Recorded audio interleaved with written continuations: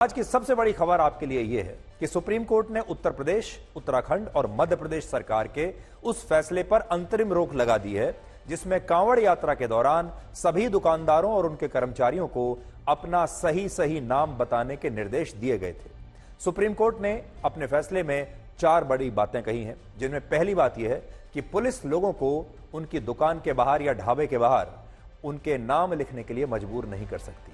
दूसरा, होटल, दुकानों और ढाबों के मालिक ये तो बता सकते हैं कि उनके यहां शाकाहारी खाना मिलता है या मांसाहारी खाना मिलता है, लेकिन किसी भी दुकानदार को उसका या उसके कर्मचारियों का नाम पूछने के लिए या बाहर बोर्ड लगाने के लिए मजबूर नहीं किया जा सकता। तीसरा, पुलिस ने इस मामले में अपनी ताकत का दुरुपयोग किया है और उसे ऐसा नहीं करना चाहिए था और यह फैसला लागू ही नहीं होना चाहिए था। और चौथी बात सुप्रीम कोर्ट ने कही, सुप्रीम कोर्ट ने इस मामले में तीनों राज्य सरकारों को नोटिस जारी किया है और उनसे पूछा है कि उन्होंने इस फैसले को आखिर किस उद्देश्य से लागू किया था। और बड़ी बात यह है कि इस फैसले के बाद अब मुजफ्फरनगर में जिन ढाबा मालिकों ने, जिन दुकानदारों ने अपने दुकानों और ढाबों के बाहर अपने नाम के नए बोर्ड लगा दिए थे, उन लोगों ने अब अपने नए बोर्ड्स को हटाना शुरू कर दिया है।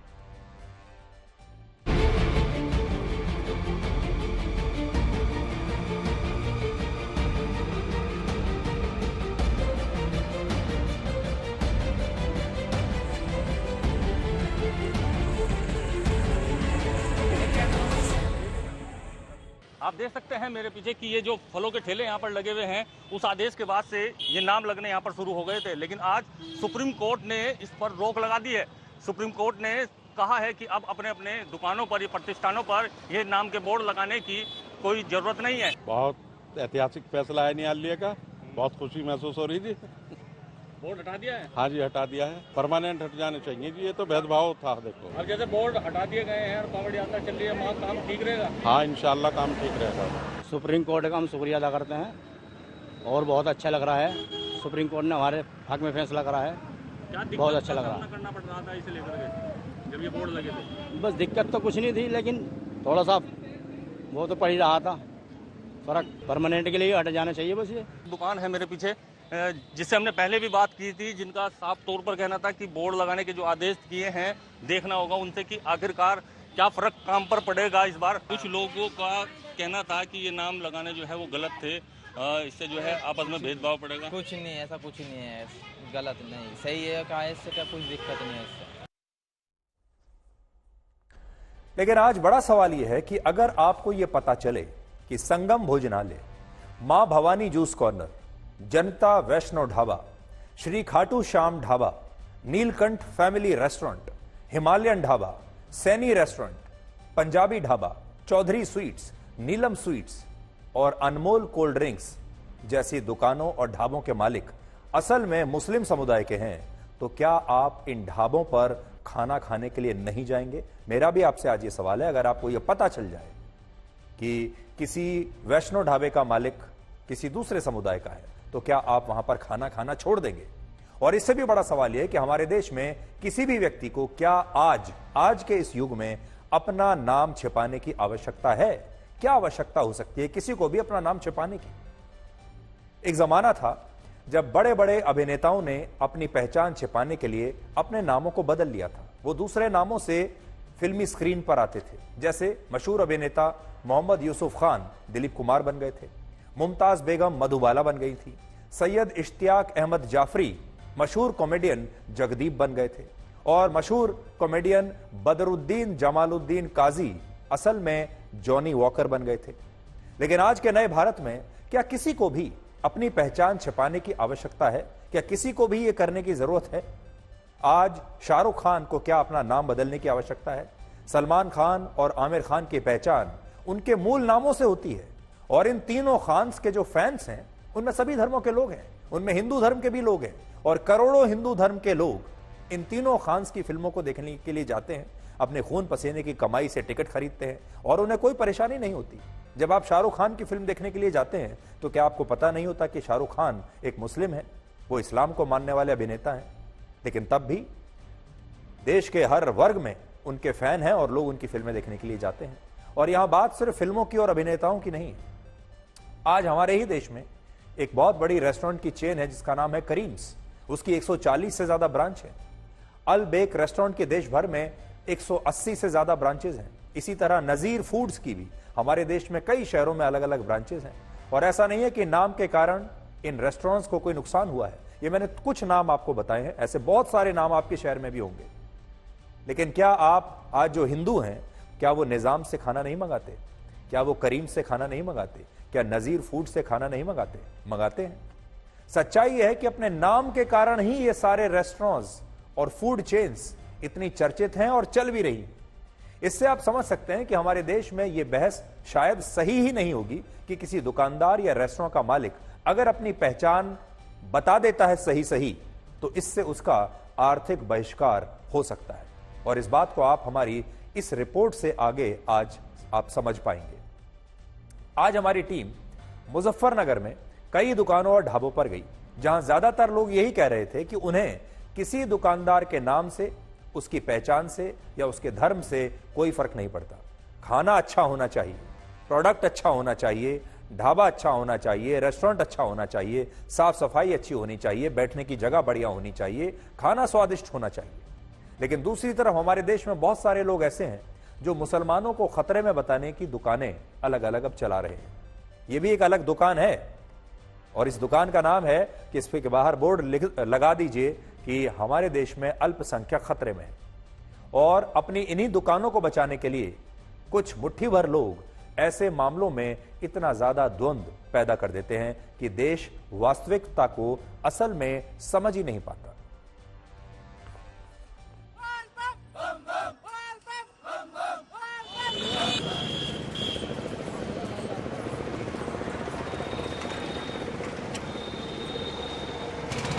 अच्छा ये बताइए, जब मुस्लिम ढाबा अगर कोई दिखा, आप जाते हैं वहाँ खाने?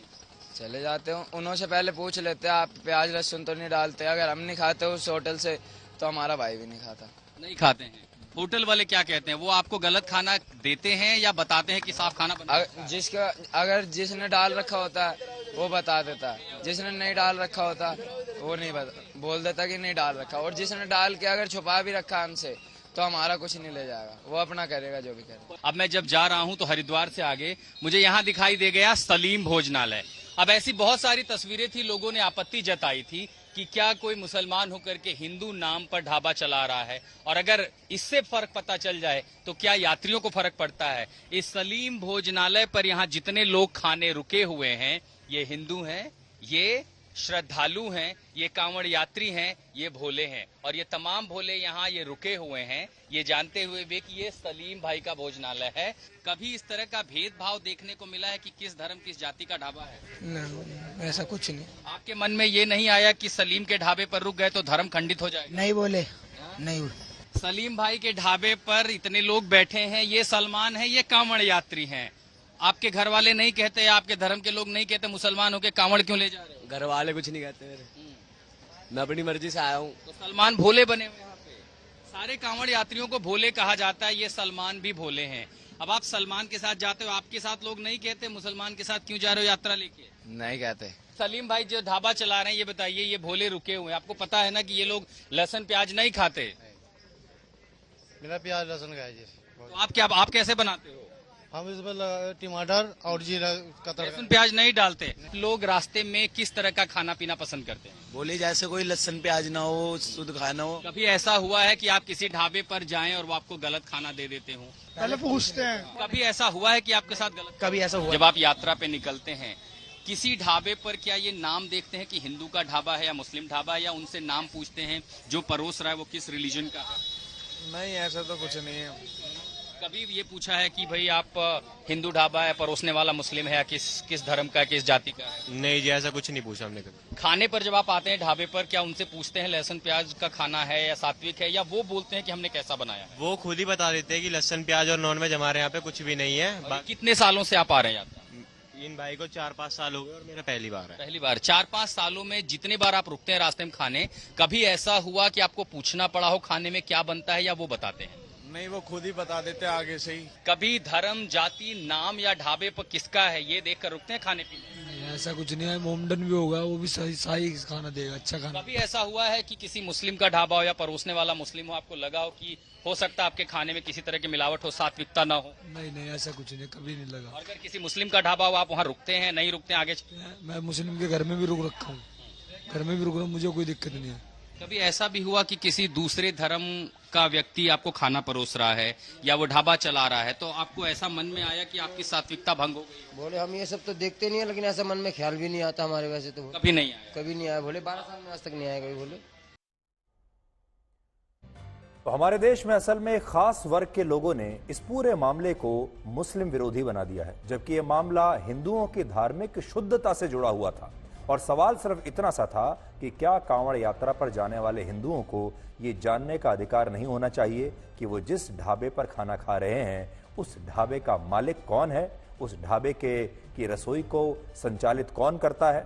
लेकिन कुछ लोगों ने इस मामले को पूरी तरीके से मुस्लिम विरोधी बना दिया और ऐसा पेश किया कि जैसे अब मुसलमानों का बहिष्कार हो रहा है, ये आर्थिक बहिष्कार है और अब ये मामला असल में अपनी सही दिशा से भटक चुका है। और कोई भी इस विषय पर यह बात नहीं कर रहा कि क्या हिंदुओं को अपनी धार्मिक शुद्धता को सुनिश्चित करने का अधिकार नहीं होना चाहिए, जैसे अलग अलग देशों में दूसरे धर्मों के लोगों को होता है, इस्लाम धर्म के लोगों को होता है।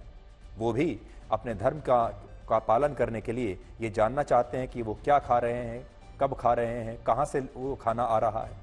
भारत में हर साल लगभग 5 करोड़ हिंदू कांवड़ यात्रा में शामिल होते हैं और कांवड़ बांस या लकड़ी से बना वो डंडा होता है जिसे रंग बिरंगे पताकों से, झंडों, धागों और चमकीले फूलों से सजाया जाता है और उसके दोनों सिरों पर गंगा जल से भरे कलश लटके होते हैं। इसे कहते हैं कांवड़।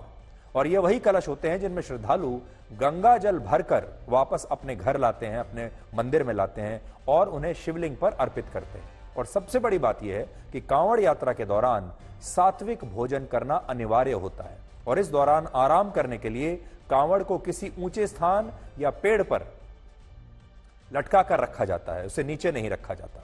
और इससे आप ये समझ सकते हैं कि ये यात्रा कितनी कठिन होती है और इसमें कांवड़ को जमीन पर रखना वर्जित है। और इसी धार्मिक शुद्धता को ध्यान में रखते हुए उत्तर प्रदेश और बाकी के राज्यों में दुकानदारों को उनके नाम बताने के निर्देश दिए गए थे, जिस पर अब सुप्रीम कोर्ट ने रोक लगा दी है। और यह फैसला इसलिए भी महत्वपूर्ण है क्योंकि कांवड़ यात्रा के दौरान हिंदू श्रद्धालु जिस मार्ग से गंगा नदी के तटों पर जाते हैं उस मार्ग में पड़ने वाली दुकानों पर वो 1 महीने में लगभग 5,000 करोड़ रुपए खर्च करते हैं, सब मिलाकर अगर हम देखें तो। इसके अलावा यह मामला ऐसा है कि इसका देश भर में हिंदुओं पर प्रभाव दिख सकता है क्योंकि भारत में सबसे ज्यादा पूजा अर्चना भगवान शिव की होती है।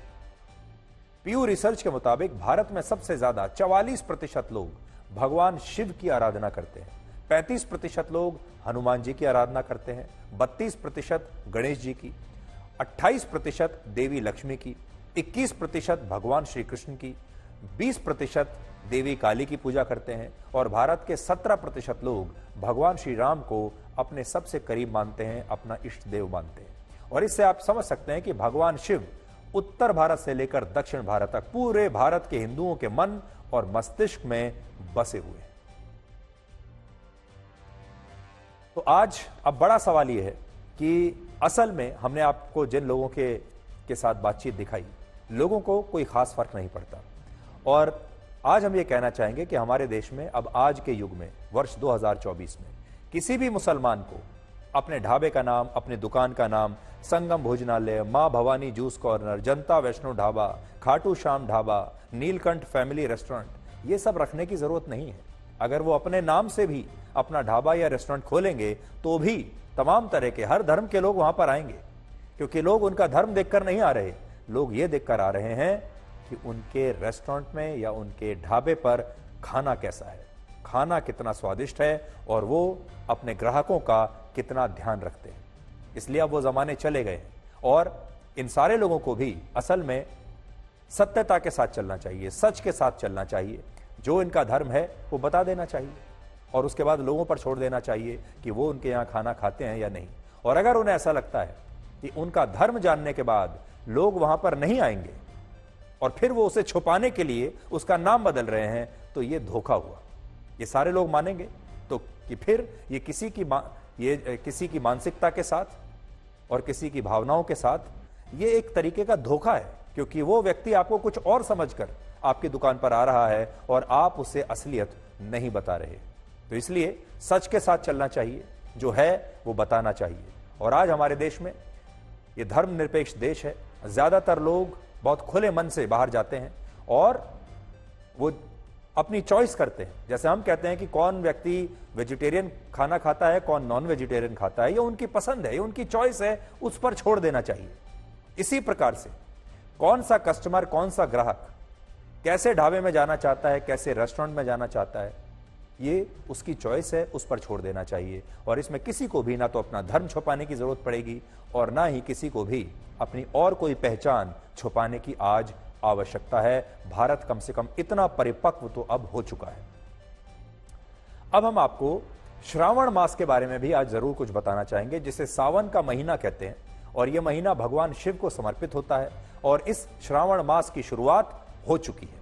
शिव पुराण के अनुसार ऐसी मान्यता है कि श्रावण मास में भगवान शिव और देवी पार्वती भूलोक पर विचरण करने के लिए आते हैं और इसीलिए इस श्रावण मास में भगवान शिव को प्रसन्न करने के लिए उनका जलाभिषेक किया जाता है। इसलिए इस मास को इतना पवित्र माना जाता है।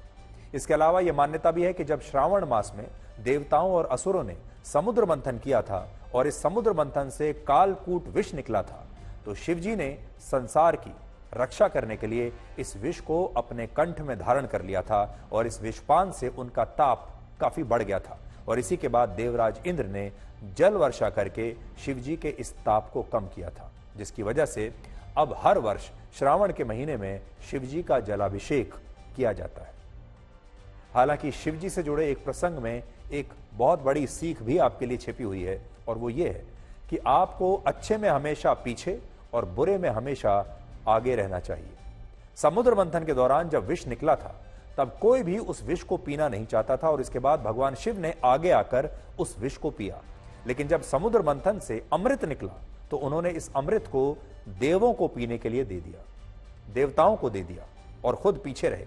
इसीलिए कहते हैं कि जो होकर भी ना हो, जो शून्य भी हो और शून्य से निकली सृष्टि भी हो, जो कण कण में व्याप्त हो और जो सत्य भी हो और सुंदर भी हो, जिनमें सृष्टि भी विलीन रहे, वही भगवान शिव है।